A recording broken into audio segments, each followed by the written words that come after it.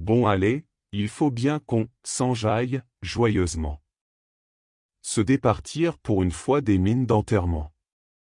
Y a certes de quoi nous ôter le sourire avec tous ces événements fâcheux qui jalonnent la vie de notre nation, mais enfin il ne faut pas toujours être grognon et vivre dans la mélancolie.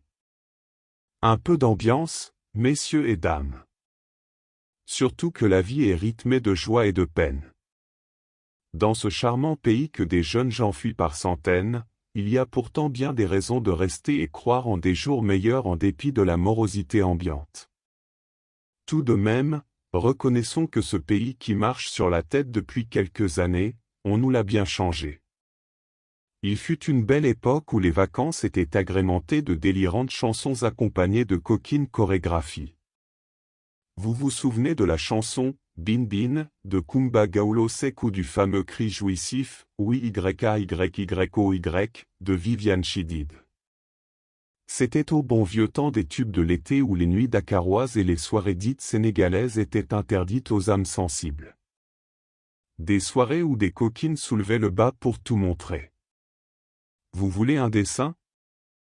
Bien entendu, les gardiens de nos bonnes mœurs du genre avaient d'autres sujets beaucoup plus sérieux et lucratifs que de s'occuper de nos canailleries en regardant par le trou des serrures. La preuve de cette morosité lascive, ces pudibonds de genre ne se scandalisent plus des écarts des meufs car n'ayant plus rien à se rincer les yeux.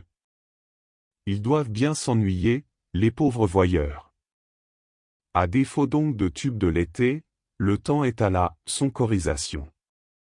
Une bande de joyeux drilles entonnant un couplet dédié au leader de l'opposition sénégalaise dans tous les stades et sur tous les terrains de foot du pays.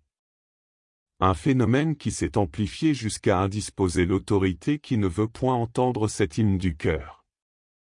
Après les interdictions de compétition décrétées par les inamovibles dirigeants du National Pop et celui d'un préfet zélé qui s'est opposé à la tenue d'un tournoi parce que le parrain en était Oscar Sierra, hier, le stade du Père Wade a vibré au rythme de ce tube de l'été.